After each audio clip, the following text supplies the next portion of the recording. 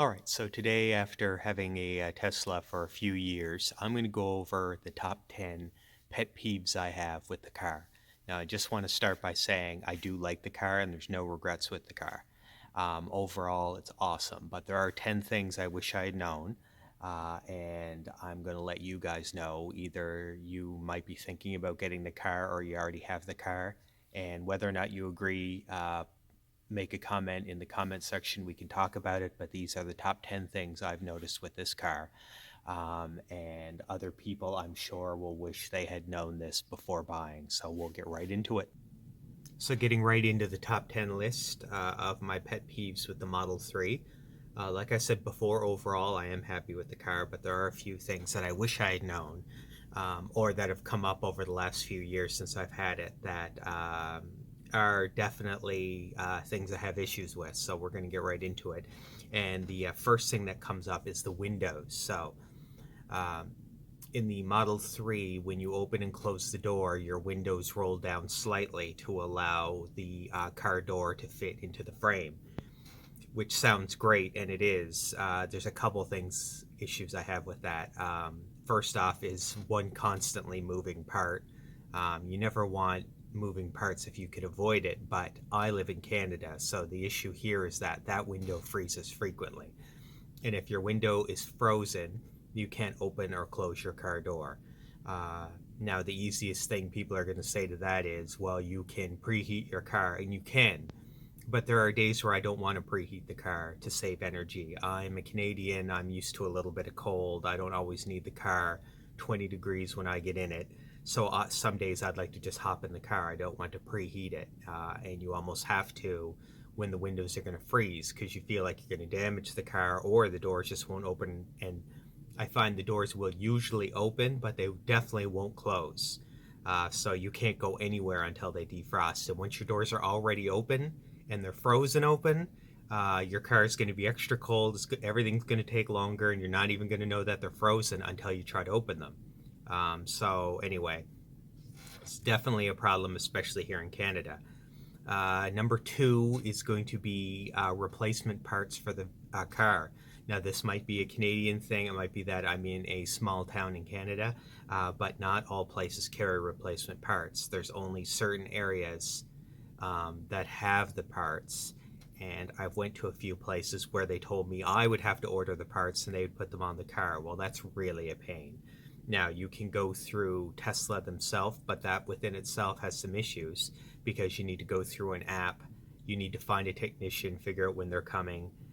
So it's not like a regular car in that you can just go to any service station and get the parts. It doesn't work that way. And that leads me right into the next point, which is support through the Tesla app. Now, I'm old school, and my generation might be the last generation that feels this way, but I like being able to go into a shop and have somebody deal with the car, somebody to talk to, somebody like to walk in and say, hey, this isn't working. To go through an app is really annoying because you don't know when you're going to get a response. You don't know what the wait is. Anytime you go through an app, it's like calling a call center. Like it's a pain in the butt. And I'd rather be able to go into a store. I wish Tesla had a store here, and that's nitpicking. And there are some places that have Tesla stores. This isn't one of them here in Nova Scotia. They do have support centers here, like dedicated other garages that will service their vehicle, but you still have to go through the app for some things, and that's definitely a pain. Another thing I wanted to talk about is Tesla's control of the supercharge network. This is a very specific thing for very specific people, but they have the ability to cut you off of that network whenever they want. So if your car gets damaged, they can say that your car is no longer safe enough to be on the network. They can arbitrarily make that determination, and you're cut off at the network. Now, apparently you can appeal that. You can go into a garage and spend thousands of dollars getting them to do an electronic systems check that may or may not come back in your favor. So they can still keep you off the network, but they will charge you thousands of dollars for that check just to let you know that you still can't be on their network. I don't like a company who can uniformly make that decision. Now, this is for just a small number of people, but if you are ever kicked off their network, you basically lost your ability to charge conveniently forever. So I think that's a little arbitrary, and it's definitely something you need to keep in mind. If your car is ever totaled and you get it built, put back together, you may never be able to supercharge again, and that's a call that Tesla can make anytime. So if you're gone, you're gone. And that leads me right into my next point, which is limited options for charging outside of the superstations. This is not a Tesla specific problem. This is definitely a problem with all electric vehicles, and definitely non-Tesla cars feel this more than Tesla does. But if you're not on the Tesla supercharge network, that is, you're another type of car or you were kicked off, you have very limited options when it comes to charging. You have level 2 and some level 3 chargers, and they are all different types of companies. Some require an app. Sometimes that app doesn't even work. I've had experience with that. They're not in dedicated spots. You can use a map that'll tell you where some of these charging stations are, but you'll come upon some that were never on a map, some that don't work. Sometimes payment is incredibly expensive. It needs a credit card, and that credit card needs to be attached directly to their app. So when you're not in a Tesla superstation, it is really a pain to charge the car. Not so much a problem when you're charging at home and all that, but if you're on a road trip, charge stations still aren't convenient like gas stations. I know we're on our way there, and one day it will be that way, but that's something you need to be aware of now, is that it's not perfectly convenient yet. And even though there are charge stations in a lot of places, if you're in a rural area, your options are going to be incredibly limited, and can be incredibly complicated depending on what charge network is in your area. So it's definitely something to be aware of.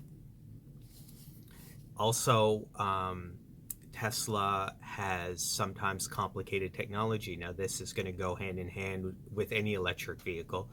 It's new technology, and it's complicated to anybody who's not familiar with it. But I'm going to give you a specific example in that I had a level 1 charger, so just a charger that you plug into a regular outlet. Now, the level 1 charger that comes with the Tesla has some type of safety feature in it. I don't know the specifics, but it's built into the cord. I was plugging it into my new home outside outlet. That outlet had this was told to me by an electrician, so this is all I can tell you. That outlet had the same safety system built in, so when I plugged my level 1 charger into that outlet, it automatically shorted out the circuit, so I couldn't charge. Now, to get somebody to tell me that that's what happened was an incredibly long process. My first thought was that my level 1 charger didn't work, so I thought it was shorting out the circuit. Then I thought maybe there's something wrong with the circuit I was plugging it into. And then when I went to a service station, they said that it was probably the car. The car's charging port was broken. So I had to go through all these avenues before I got a hold of an electrician, because that's not the first place you go is to an electrician. You go to a car dealership to figure out what's going on. But the electrician said, yeah, no, you're doubling up on your safety features and they're shorting each other out. And what he had to do was he bypassed the safety feature of my outside outlet, and then everything worked after that. But it was incredibly complicated to get that solution because nobody knew what the problem was. So it's not your regular gas vehicle that's been around for hundreds of years that everybody can pretty much pinpoint what's wrong when a problem happens. This was a really, really simple problem that took a lot of people and bypassed a lot of people before a solution was even found. So something to keep in mind. Solutions to problems with electric cars can take time and are often going to be costly. So it's definitely something to be aware of. The next point is the key card for the car. This is not Tesla specific, but Tesla does use a key card. So a swipe card, much like a credit card. I hate it. Key fob thing is a lot more convenient. in order to lock and unlock your car, you touch your card to a spot on the glass. Now, not only does that scratch the spot on the glass, it does mine. I don't know what other people are doing, but it certainly scratches mine. Um, it It's a pain to have the card. It's not as convenient as a key. This is just me. I'm just telling you something that you might not be aware of if you've never used a credit card style scan card for your card before. But it's hard to get on a keychain. It doesn't fit anywhere. It and another thing with this key card is, and people who have a Tesla know this, when you're inside the car, it has to sit in a very specific spot in your car for your car to recognize where it is. It's a terrible spot in the car. There should be some type of holder there. Essentially, it needs to sit on a piece of smooth glass. So if you leave it there, it's going to slide around and get lost. I can't even tell you how many times I've lost that key card in the car because it just slid off because it was sitting on a piece of glass. Or shiny plastic or whatever. But anyway, it's not as convenient as a key. This is something where technology did not improve with time, and the key cards are incredibly expensive to replace. I haven't replaced one, but I remember at the dealer when I got it, he said these are incredibly expensive, so don't lose them. So anyway, that's definitely something to keep in mind. The next point I briefly touched on in another point, and that is that not all garages will service a Tesla. This might be a common sense thing for some people, but you really need to be aware of it if you're not in a spot that has a Tesla garage. Because I went to one of my local garages. I'm not naming names here and nothing against them, but they did a safety on my car. They said your car can't pass for a few reasons, but they said, but we can't fix it. So you have to take it somewhere else. Good luck. And even doing labor, like it's not even about the parts. It's the fact that they won't do the labor on it. They're not familiar with the car. And I'm talking about a big garage name here. Like I didn't just take it to some side dealer. I'm talking about people who work on all types of vehicles. So you have limited options in where you can get your car repaired. And once again, yes, you can go through the app. You can get Tesla. There's a Tesla guy who services an area, but they're only there when they're there. And I've already talked about the app, going through an app to get service. It's not like you can just, something's wrong. The engine's making a weird sound. I'm just going to drive in and get them to have a look at it today. No, that's not going to happen in all spots. So that's something to be aware of. You're in a very specialized market and you're locked in, and you have limited options for a lot of things like that. The next point is the connection issue, and this is just a minor thing, but the car has its own internet where where GPS gets its connection, your radio, your stereo, whatever it is, gets its connection from. And I find it quite spotty. Now that could just be the area I'm in, but it'll often go offline, so you have no music, you have no GPS until it goes back online. And I'm not talking about being out in the woods or the boonies where there's no signal. Like my cell phone will have perfect signal, and the car just had perfect signal, but it just went offline, and it'll go offline until it feels like coming online. So minor thing, but it does operate on its own network, and that network, it can be spotty at best. All right, and the number one issue I have with the car, and this is just me, but I hate this aspect of the car. I'm going to tell you that right now. I hate it. The windshield wipers. They are horrible. The windshield wipers don't work like regular wipers. You don't have a wiper lever. Your wipers are done through the on-screen tablet. You have a button, so if you need your wipers to just do one flick, you can press a button, and they'll flick once. Now that button will automatically bring up the wiper control settings on your tablet, so you don't have to go in through a menu, but it's still done on the tablet. So when it's raining and it starts raining suddenly, you have to press a button to get your wipers to wipe once, And then during this rain, when you already can't see, you have to look over at your tablet and you have to find the setting that you want. Not only is it not looking at the road, but you're trying to fight time here because you already can't see, and then you need to find a setting. And it sounds like a minor thing, but I've been through countless rainstorms and it's really a pain.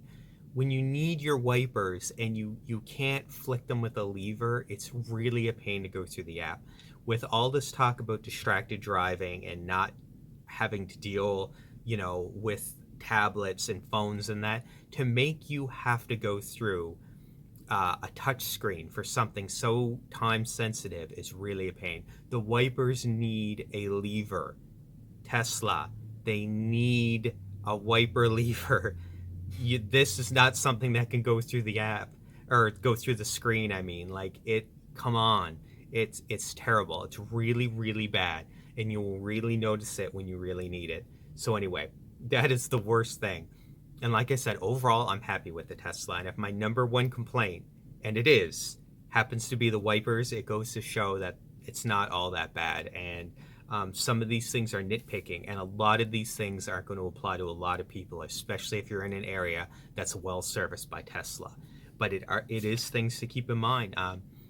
The parts aren't as easy to come by, and the places that'll put those parts on are rare in some areas. So you need to be aware of that, and that's really come up now that my car is getting a little older, and Tesla's still not in my area. So anyway, those are things to keep in mind. Those are my top 10 pet peeves with the Tesla. I don't regret having one. I'm glad I have it, but there's a long way to go, and there's improvements that need to be made to the network. It's really more about the network than it is with the car, both the charging network and the service network. The car itself is really good, and there's a lot of awesome features with it, but we're not at the spot yet where everybody is going to enjoy owning an electric car. And anyway, just thanks for joining, and those are my top 10.